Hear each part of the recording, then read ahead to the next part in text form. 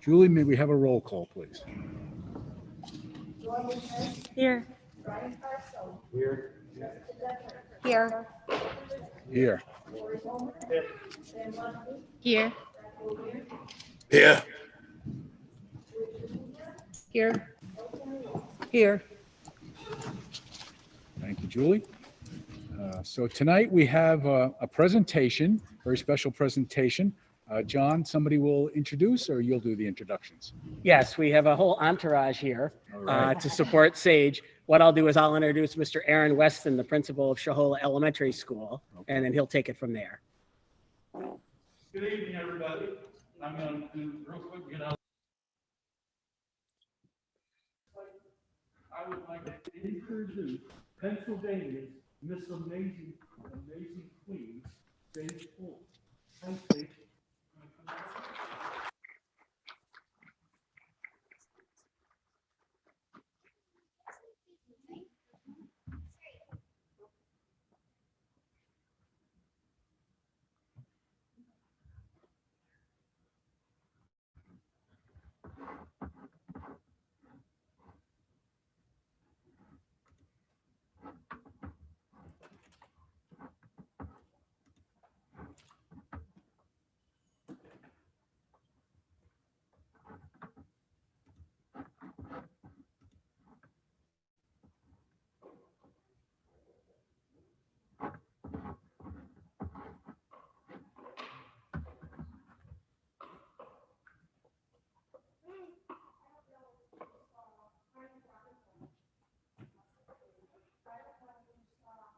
Stage in the paper, and I don't know if you know her, you know she has a rare condition she was born with called non-hepatic hypoglycemia, and it's really rare and incurable genetic condition where the body can't break down the amino acid glycine. Glycine is very important for brain function, but with too much, it's a toxic buildup to the body and to the brain where it limits children have SAGE to do many things.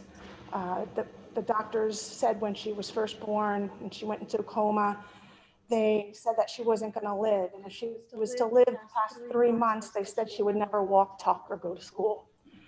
And being that there's not much out there for children with special needs, and it's very difficult for SAGE to do many things like play ball and gymnastics and things like that. Someone contacted me 4 years ago. I don't know who, but it was through the mail. And it was a form to fill out for National American Miss Pageant. And I didn't know what to do. I wasn't sure how to go about it, but I said, you know what, I'm going to give it a shot. And I filled out the form, and then I had to take SAGE for a personal introduction meeting. And we waited, and within the 1 day, we got a phone call, and they accepted SAGE as one of the participants in the pageant. And she was the only special needs child in that pageant up in Harrisburg, Pennsylvania. The final day of the pageant, which was held on a weekend, they called SAGE up, and she won the Spirit Award. They gave her a plaque and the whole 9 yards. And then from there, I found out one of the directors from National American Miss gave me information about the Miss Amazing pageant in Pennsylvania. So 3 years ago, I got her involved in that. And she was too young of an age group to become a queen. Last year, they didn't have it because of COVID. And then this year, they decided to have it, and they did part virtual and part in person in Emmaus, PA, a couple weekends ago. And I just wanted to share with you what she, for virtual Zoom, what she said to the judges as her personal introduction. And I don't know if, is this the speaker? It's a mic, Okay. yeah. Okay. Yeah. I'm going to play it and I hope it comes out clear. Hello, my name is Sage Fall. I am 10 years old and in the 4th grade. 3 things I would like you to know about me. 1. As you can see, I am wearing a Polish costume. I am Polish and I wanted to share a part of my Polish heritage with you today. 2. I love to listen and dance to all kinds of music, including Polish music. My new favorite song is Footloose. It really gets my feet moving. 3. You may know me for my contagious smile. I love to smile because it makes everyone around me smile too. I want everyone to be happy, just like me. Before I go, I want to take a few seconds to thank you for having me be a part of this year's Pennsylvania Miss Amazing. I am truly honored to be a part of this amazing family of friends. I wish all my friends the best. Why? Because they are simply amazing, just like me. And I have something else to share. Sage, do you want to come down? Here, come on, Mom. Come on, Mom. You can't see our smiles. Okay, this is the next, this is what she was supposed to do. Thank you, Mr. Weston, and school board members for having me be a part of this evening's work session and for recognizing my recent achievement of being crowned Pennsylvania's Miss Amazing Queen. I am looking forward to going to Nashville in July for nationals. I hope when I return, I will be sharing another achievement with you once again. And make all my family, friends, fans, and the state of Pennsylvania proud of me. Thank you and have a good evening. And as you can see, she's not shy, but she is. When she gets comfortable, she's all over the place. I'm surprised she's sitting. Well, Thank you, Robin. Thank you.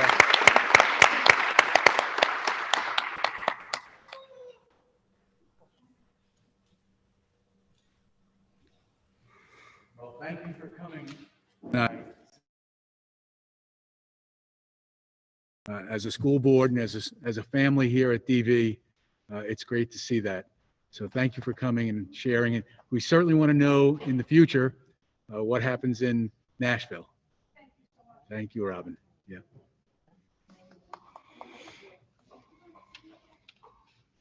Anybody else want to say something? No? Okay, so we're gonna move on. We have a number of items tonight, but the biggest item is, of course, is the budget, which tonight is our last formal meeting regarding the budget before we approve it next Thursday. And I guess I'll hand it over to Bill if you have some last parting comments for us this year. The process was begun early this year to give us plenty of time to review. So we will approve next week, and then there's 30 days where we can even make further adjustments if we like to. So Bill, I'll hand it over to you.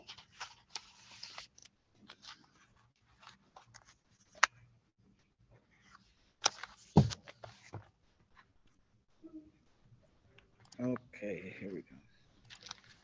And did Jack get a copy of this at home? they did. Okay.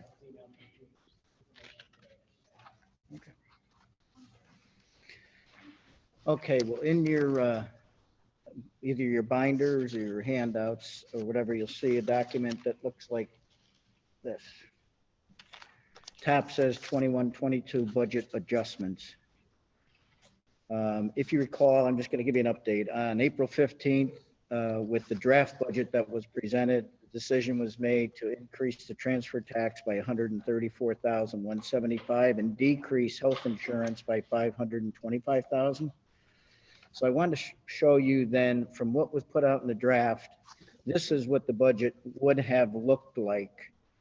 And then we're going to talk about what we are believing or proposing it to look like with some of the federal dollars and what we had already talked about, what we were going to do with some of them. So, but absent, like there's some federal dollars in here, but not a lot, but that would be the snapshot of what it might have looked like without the federal money. So I wanted to show you that first. So if you go to page 2 is where some of the grant monies come in. And as we talked about at prior meetings, this summer project that was awarded for HVAC, which to the best of our knowledge at this point, has a good chance of being eligible. Again, the PDE hasn't come out. The federal government came out with it. They've given the appropriations, but the applications have not been submitted yet and still need to be approved. So I want to make that clear on both of these, on everything we talk about tonight, quite honestly. So the HVAC upgrade for $503,605 is under ESSER 2 federal grant, and under ESSER 3 was the cafeteria expansion to be able to socially distance or physically distance more in the cafeteria. Those two projects then increased the budget by $2 million above what the draft we gave you a couple weeks ago. So therefore, if you want to flip that page then, that creates the new local, state, and federal, meaning the federal dollars, because we just added 2 million to the federal dollars. So the total revenues there now are $88,043,490. The total appropriations are $88,902,995, and therefore, to balance the budget, there's a planned use of anticipated unassigned fund balance of $859,505. So that is the summary, and behind that are your typical various ways to present it with the breakdown of revenues, breakdown of expenditures by function, and breakdown of expenditures by object, and the breakdown of expenditures by the various grants that we have. So, I mean, if there's any questions on that, I will take them. So I have a question. How much of the anticipated unassigned fund balance remains after we use that 859?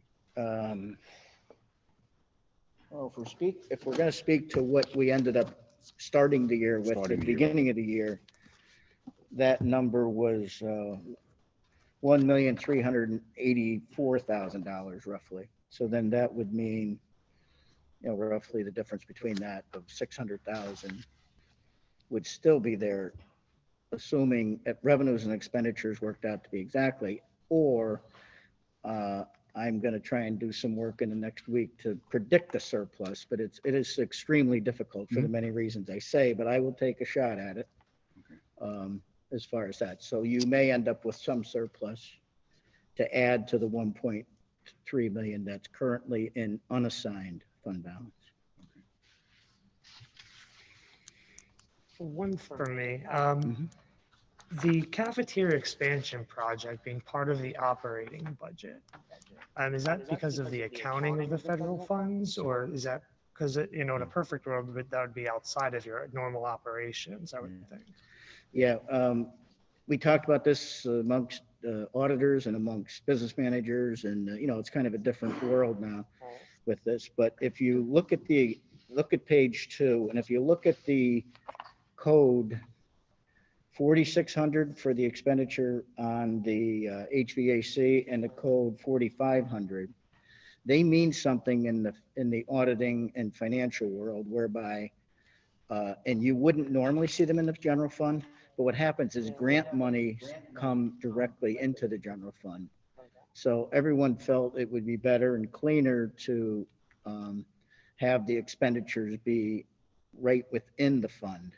We have never had 4,500 and 4,600 because we always construct things or have your major capital projects out of the capital reserve fund. So it's strictly because of the federal grant funds that we are believing this is the best way to account for. So I guess in theory, next year, we will see a decrease in the budget. That's what's going to be tricky. Not necessarily, because if you recall, one of the plans was, if you remember the 4-year capital project, there is, I want to say 1.2 million roughly in HVAC projects that were on the next 3 years. Right. That when we get to the next part of going over those grants, I would suggest that maybe we merge those 3 years and for economies of scale, bid them all at once for next summer of 22, which would be expended in the general fund, very similar to this 500,000 then. Okay. So the answer is it may go down a little bit, but we have other things that you'll see in the second presentation, like textbooks, if they're approved and things like that, that it may or may not go down the following year. Thank you. But again, we're still trying to use them for one-time expenditures so you don't get burnt down the road. So with your blessing in the budget or in the board packet, because now you have to officially vote next week to put the budget on display with the millage rate, revenues and expenditures. We are still in my office kind of going, we have to cross-reference the grant dollars with the, Rosemary just asked me a question about pre-K. I want to match up all these dollars to make sure everything is in the right spot. I will let you know if something changes, but generally speaking, this is what it will look like as long as once we match up the, the grant dollars, like you put bodies in with certain grants and that's where you expend them from. So we'll take a look at that. So assuming if there's any changes, I'll let you know, but it would be just in something like that if that were to occur. But otherwise, the vote next week would put it on public display. I've got to advertise it in the paper. I've got to send a document to PDE. And then 30 days later, or which in our case is the June board meeting, you would have your, this is called the proposed final. In June, it's the final budget. Okay. Any further questions on this part of the presentation? If not, we will, did you say you have a second part you want to go over tonight? The discussion on the, and this was emailed to Jack at home too, or whoever from.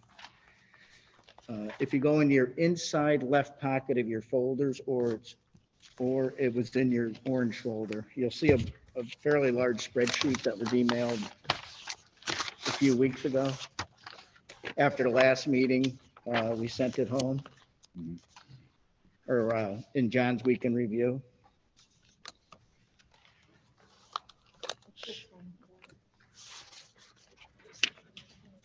It's folded up in your inside pocket, and if you had your book at the district office.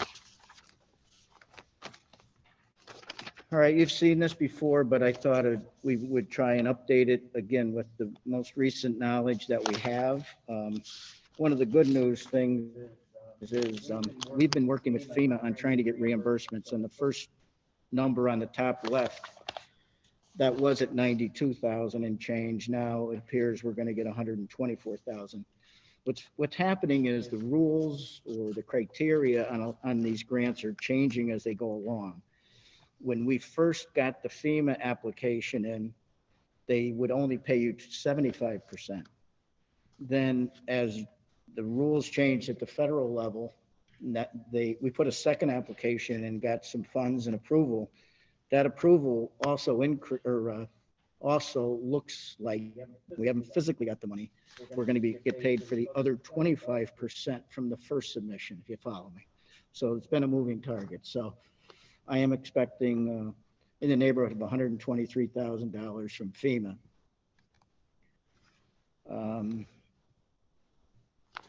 I'll just highlight the changes since the last time you've seen it.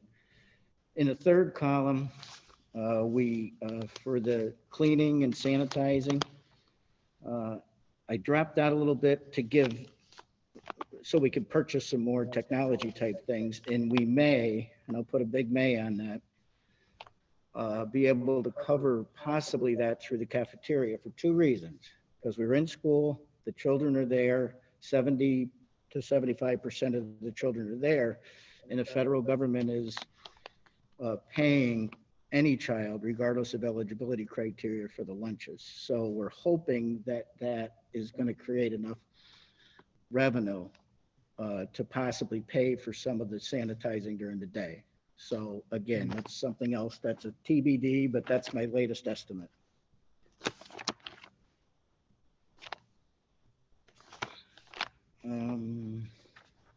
The third column, the DV Cyber Online, again, at this point, and understand that Peg's watching her federal things. I've got business managers meetings and stuff. I mean, we believe this type of expenditure because it was learning related, that was necessary because of the COVID, our costs increase. So we're hoping when submitted that this gets approved. The next line item is the 3 extra Zoom teachers. Again, for learning purposes, we hired them in essence, reduction of class size so that those teachers could be working with the remote students. The various technologies that we have purchased, you can see is in the next column. And again, by the way, the bottom couple there are what are pending to be submitted on applications, pending approval. So, I mean, again, I can't stress enough to say that this is our best guess right now for approval. Textbooks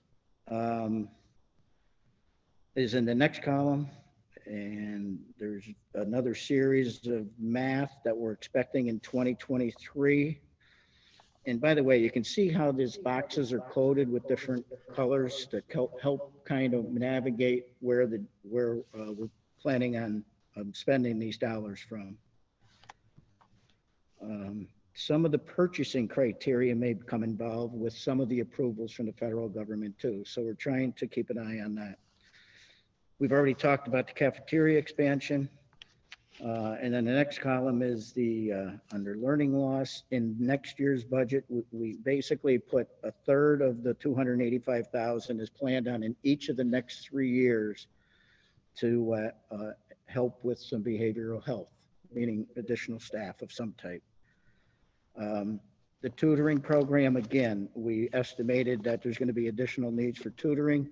That's, if you see at the top, from 21-22 through 23-24. So we plan on that to stay in the general fund budget for 3 years paid by this grant. And then on the final column is under learning loss is whatever programs and or possibly textbooks, depending on how it all plays out, understanding that we were in school for 5 days per week. But anyway, this is the best estimates, I guess you could say at this point, and speculations about what potentially could be approved by the federal government. And you can see it kind of covers a wide swath of various things. So are there any questions on this at this point? Well, just a comment. It's one of the best spreadsheets I've seen in 20 years of doing this. No, thank you. It was well done. I compliment you and your office staff for Well, putting this together. This one's Louise, but she did a fantastic job. It's a and great so thing. they do pull some stuff off, and that for me, that they make me look good sometimes, and all the time, I should say, all the time. But no, thank you. Yeah. You know, it got to the point where there were so many moving parts that we just sat down and said, and I thought this came out well too. Yeah. It's a good way to present it. So, and there still could be moving parts, and like I said, Peg is really trying to watch the airwaves to figure out which way to navigate this, but we felt that it should go in the general fund budget to our best estimate of what's going to be spent in 21-22, and then we'll see what happens. We will be writing a narrative that describes this spreadsheet. That will be our ESSER plan. And so we'll put it out once it's done. It will also be linked to our safety plan, and there will be required every 6 months that we review it to make sure make sure that we're meeting our goals of our plan, that it's aligned to our safety plan, and so on. So that's part of the regulation. So once we kind of have a plan, this is the way we're going to go, then I will write the grants in alignment with the plan, and then we'll see what's actually approved. But you have to, and all intents and purposes, the last 2 days I was on and off various meetings, and Matthew Stem, who's the Deputy Secretary for Education in Pennsylvania, he kind of assured districts that if it's in your plan and it's related to the loss of normal instruction in your school, PDE will do everything that they can to approve it. So as long as it's all aligned. So moving forward, if this is kind of a general agreement, and again, we can tweak it because this goes until 2024, but as long as and things may change as we move forward. So as long as we generally agree, I'll start writing the narrative, start putting the grants together, and then submit them. I think we generally agree. Thank you, Bill. Thank you, Peg. That's it for the budget presentation tonight. John, are you prepared now to update us on facilities? We had a discussion on Tuesday. Yes. The first thing is I have good news from PennDOT. Like you might see when you come down the mountain on 84 from Milford to Matamoros, there's they call it post and cable, where you see the posts and the cables that are pulled tightly. That's like a new form of a guardrail. And then when you get on in Matamoros, if you were to go towards the Port Jervis exit, you'll see it on both sides of the highway too, so that you don't go into the median and cross over. And just like Jess had talked about months ago, they agreed to put the post and cable on both sides, so neither cars from eastbound can go across into west, and nor can cars from the west get over to the east or even further, like we know can happen. So they're going to run the cable all the way down across the front of DV up on 84 until down near the Walmart entrance. So that'll give us 2 more, in essence, cable walls of protection should anything be going on up on 84. They're also going to do additional guardrail work in front of the campus here, right on our property on 209.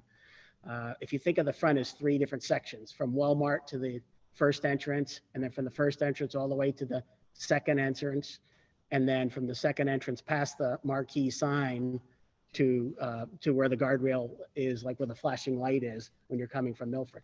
They're going to put a new set of guardrail where there is no guardrail right now in front of the marquee sign. That'll all be guardrailed, and they're going to fan or curl some of those guardrails to go a little deeper up into the campus to give us extra protection, so that even if someone were to hit the front of the driveway, there's going to be fantails of the curb of the guardrails to give us extra layers of protection to keep vehicles from going through the driveway and onto the playing fields and stuff like that. And that'll all be covered by PennDOT.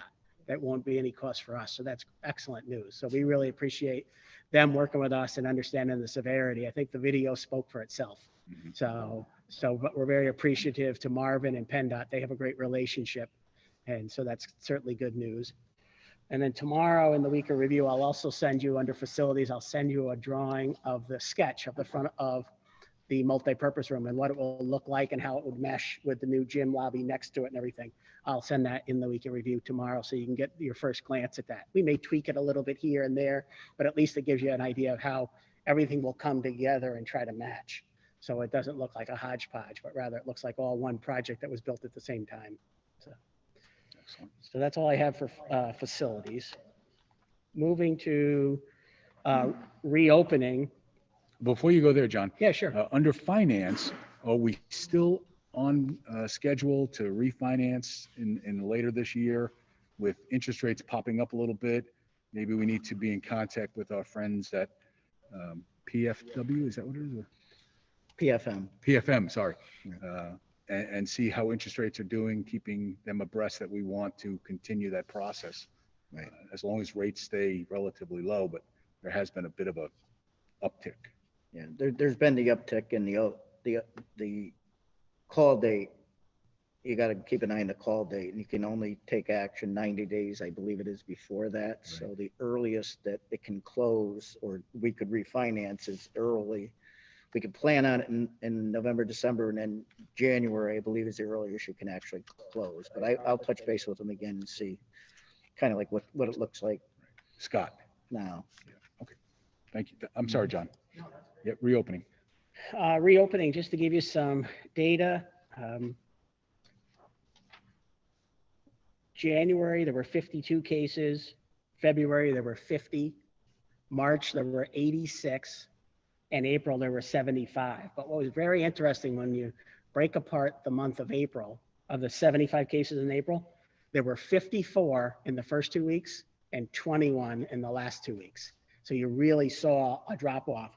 The 4 weeks of April, the number of cases per week were 30, 24, 10, and 11.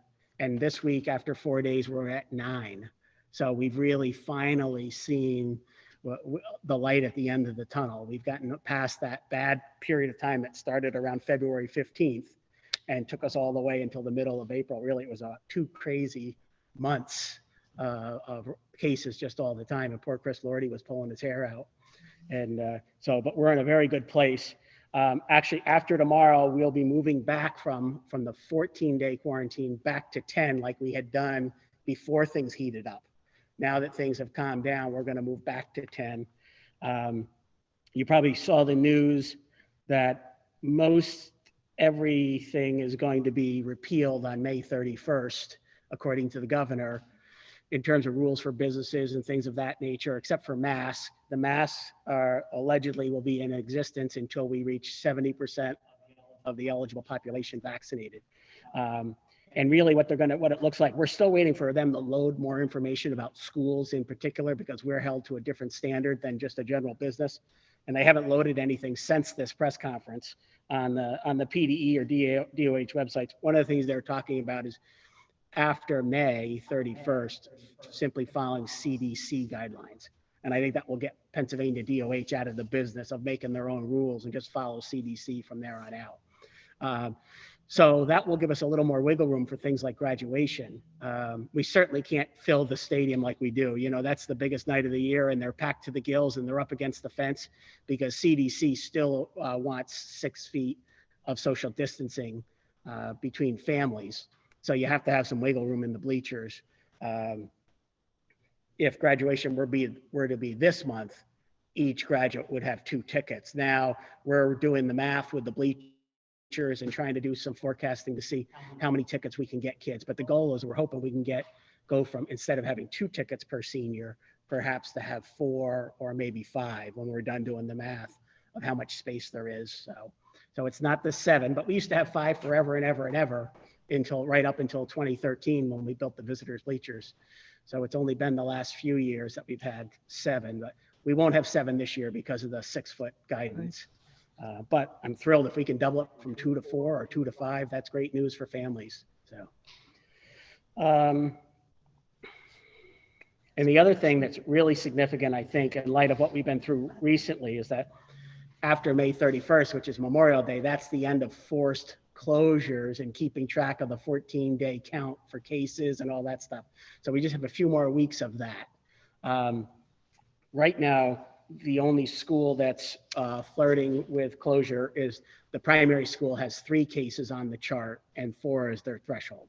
So we may have to see the primary school closed for 2 days in the near future, but everybody else is in really, really good shape, either because they were recently closed and reset to 0, or they've had cases expiring.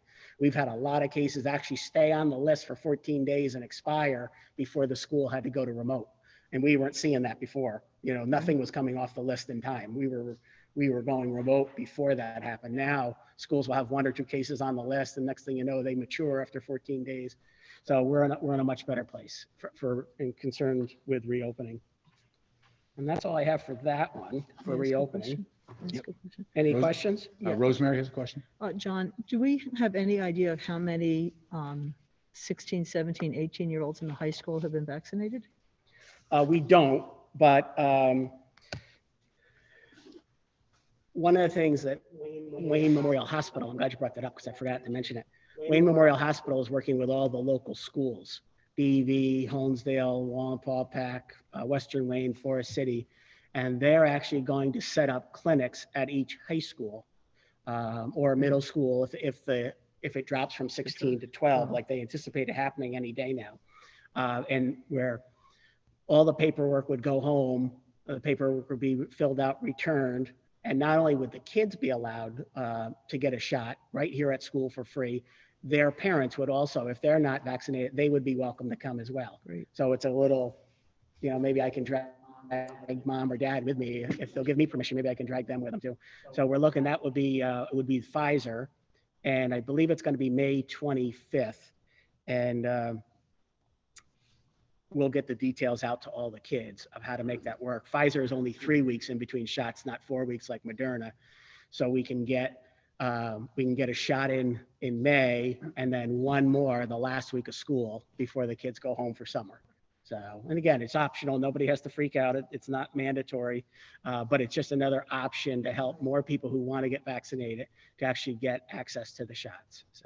So we really appreciate Wayne Memorial for doing this with all the schools. It's just one more way to help out. And they've been, like I said, they've been great partners with us the whole year. They've really been a tremendous, tremendous help to us. John, can we make sure we get that information to Zoom and Cyber Kids Yes. too? So because they're in particular, maybe perhaps nervous about getting Right. back, so Yeah. they might be really interested. Yeah, and we'll do a Connect Ed call as well, so that everybody's aware of what's going on and how to complete the paperwork and stuff. But we'll take care of that, Brian. Thank you. Anything else on reopening? Felicia? I just had a few questions. So if a student is already fully vaccinated, because some of them could be, do they still fall under that criteria of not having to be deemed a close contact? Yes, if a student is fully vaccinated and they happen to be within 6 feet as a close contact, they do not have to quarantine. And Okay. it's funny, I was in the high school last week for the combo English social studies combo debates, and I had about 20 kids in the room, and the debate that I was actually one of the judges on was about the mask mandate, pro and con. And it was a great job between the juniors and the sophomores. But there was about 20 kids in the room, and I just said, by the way, how many kids are interested in getting the shot? And they kind of, and I said, well, what if, I don't know if you're aware of this, but once you have the shots, you don't have to be quarantined as a close contact. And if you play a fall sport, that means when you come back in the fall, you won't miss any games. Evidently that changed and that spread like wildfire. Dr. Costantino said that spread like wildfire around the high school because people are tired of being quarantined and missing games and track meets and swim meets and things of that nature. So I just casually mentioned to 20 kids, and boy, oh boy, it took off like crazy. Okay, just two more quick questions. So you said we're going back to the 10-day quarantine. Are they still going to have the option to get a negative COVID test to return at 7? No, we're not there yet because we're still seeing some people symptomatic later. One of the Okay. reasons when we got rid of that is early on, we saw most people got symptoms between about days 2 and 5. And then as a different strain of the virus came into our area in February, we started seeing people start showing symptoms day 7, day 8, day 9, day 10, which we had never seen before. That's when we knew we were dealing with something different. So that's why we had gotten rid of that, and eventually we migrated up to 14 days. So right now we're just going to back it from 14 to 10 and see how we do. And then my hope is we can again, Felicia. My hope is that the data will support us continuing to ratchet it down. Sure. And then just one other question. So I saw that Wallenpaupack implemented antibody testing if you were with a student based on guidance that was released in late March. And they are allowing, if a student is exposed, they can go within 7 days of exposure and get a specific antigen test for COVID antibodies and be allowed to come back to school and not have to quarantine. So I'm wondering, is DV implementing that as well? We are, am I on? Yeah. We had a long conversation about that between the schools and the hospital on our call on Monday. We're every other Monday at 11 o'clock. We connect with all the different constituency groups from the hospital, their health centers, the ER, the COVID ward, all that stuff. And we had a long conversation about that. And basically the consensus coming out of it is if you haven't done it yet, give us another week or two, the hospital said, because there are two different kinds of tests, and one is more accessible than the other, but it's not as accurate for what we need it for. So they asked us to, if you haven't started doing it, they asked me to wait for a week or two, but it's on the front burner. Okay. Yeah, okay. Brian?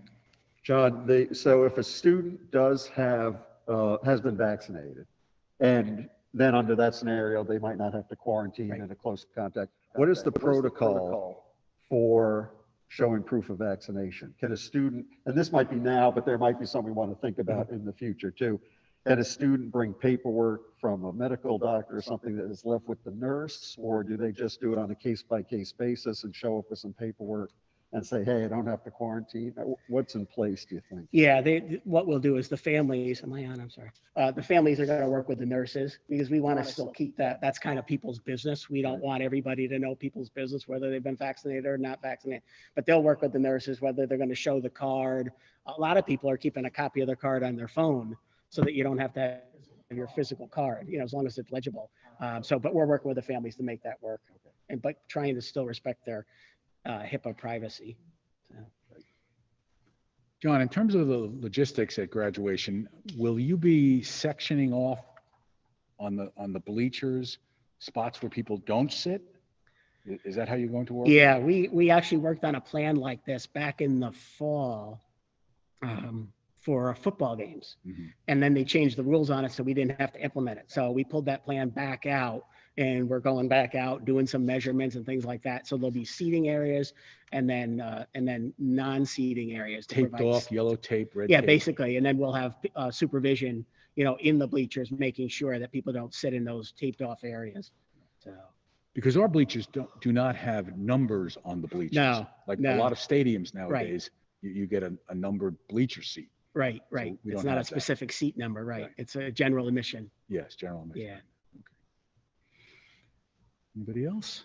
Okay, that's it for reopening. Pam, do you have something on academics? I don't. Okay. Corey, do you want to do some DEI Sure. for us?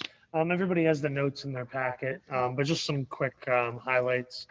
As we said on the last meeting, this meeting in May was supposed to be intended for a listening session for the first half for public members to come forward. For those in attendance and those who heard things, it was a very passionate, uncomfortable conversation, but I think it was needed. You could definitely hear frustrations on different assets or different aspects of the district. And we heard from alumni, current parents, current students.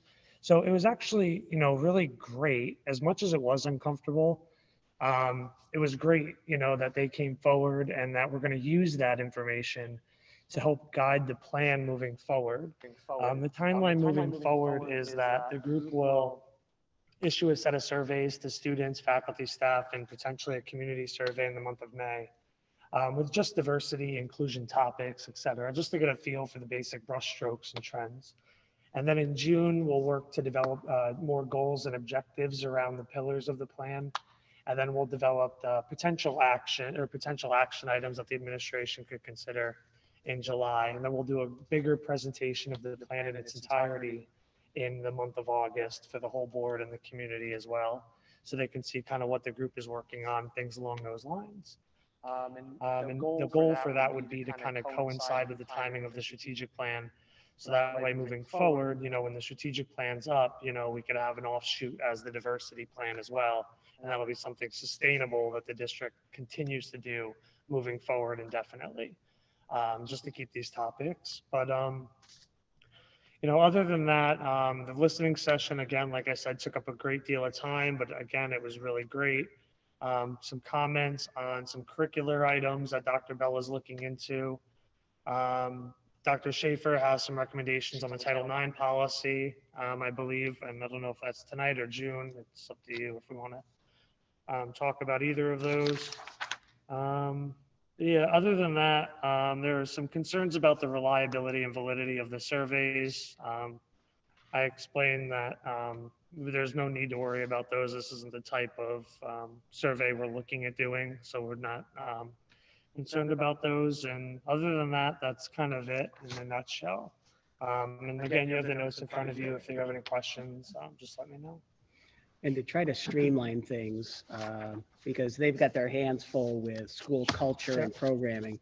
Anything that bubbles up that's academic, Peg's on the DEI subcommittee, she'll grab that, and then we'll share that with the academic committee, because there's already so much going on here, and that's a better place, a better home for it, I guess, is to bring it back to the academic committee, and whatever comes up, we can let you know what we're asking our people to do the homework on for you and stuff, to move it back to academics. And so the goal would be with the plan, and I'm sorry, and then the goal would be with the plan to just meet maybe once or twice a year, just to circle back on the measures, see progress, make adjustments if needed. So after August, we'll let the plan go into action for about a semester, see how it's going, reassess, and then we should be all set. So. Jess? I just had one question. Yeah, for you, sure. Board. I was listening to the DEI committee meeting.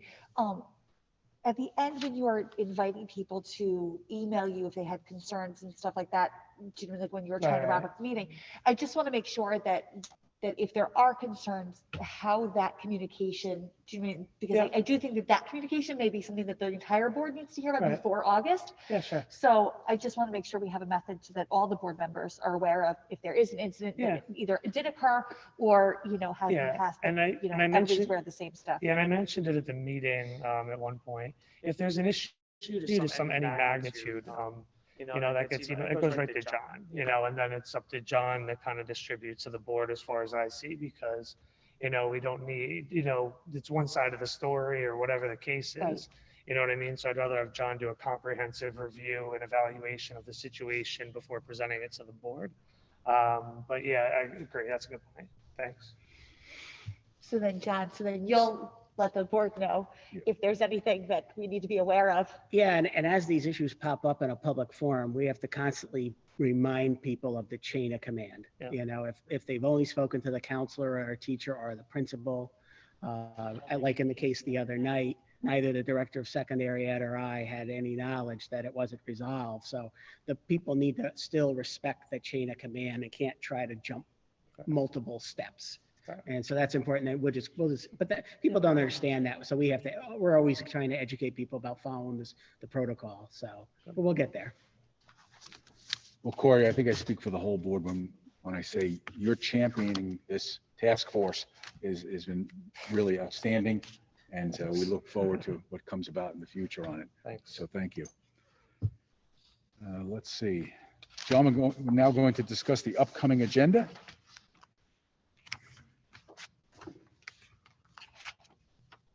For next week. And we're 7 minutes behind. No pressure.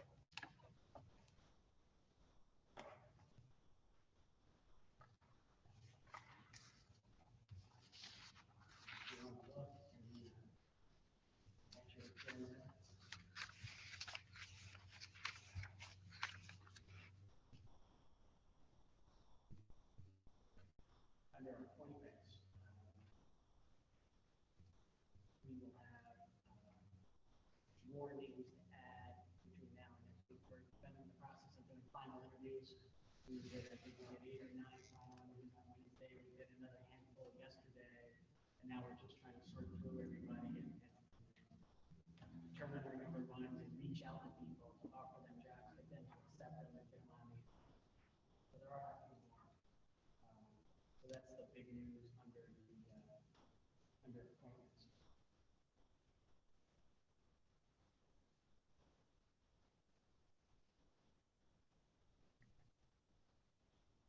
Under items for approval, there are 2 things I'd like you to think about, we could possibly add to the agenda for next week. The first one is, as you're well aware, there's all kinds of talk about a lot of. You're muted, John. About all the port projects in Washington, because after years of not having earmarks, thank you, not having earmarks for years, they're back in a vengeance. And our Congressman, Matt Cartwright, is on the House Appropriations Committee. So they're the ones who decide how much money is doled out accordingly. So Chris Doherty is Chris Lordy, it will work on a draft letter for your consideration for next week.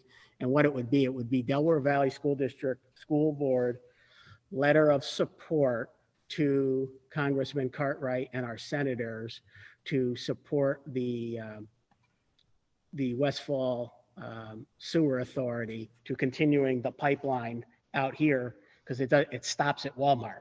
And this grant would be to do more of the pipeline so that we could connect to with grant money right now, because they have still a significant cost, the township does, of course, to run the pipeline up the 3-lane, because it stops right at Walmart and McDonald's. So even to run it from Walmart to the diner is a couple $100,000, believe it or not. And we can't hook up if they don't have the money to run the pipe at least up in front of our school to connect to it. So that's what the letter of support would be, was to get the Congress to support it as part of the infrastructure bill.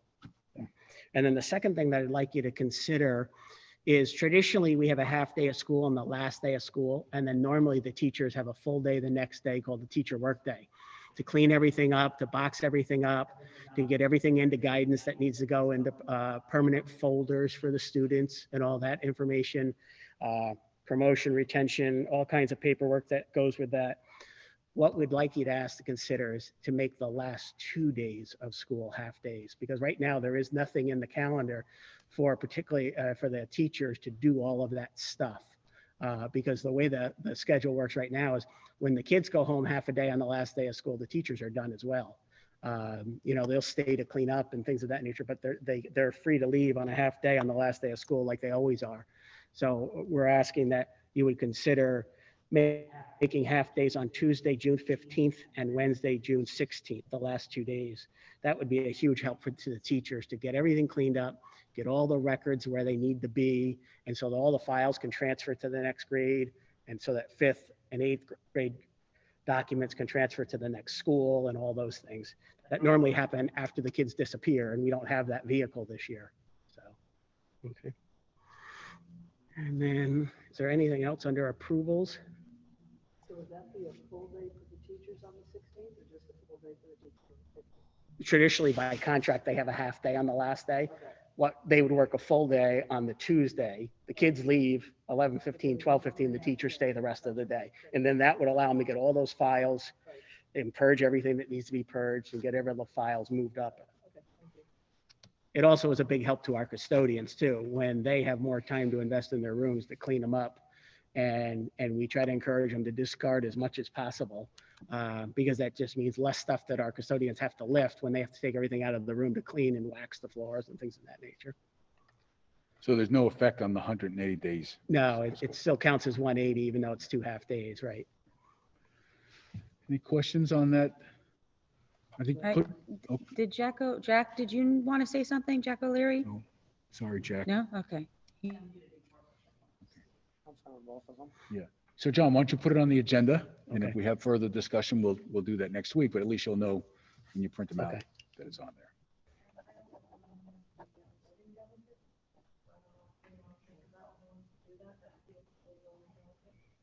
Okay, voting delegates. Okay.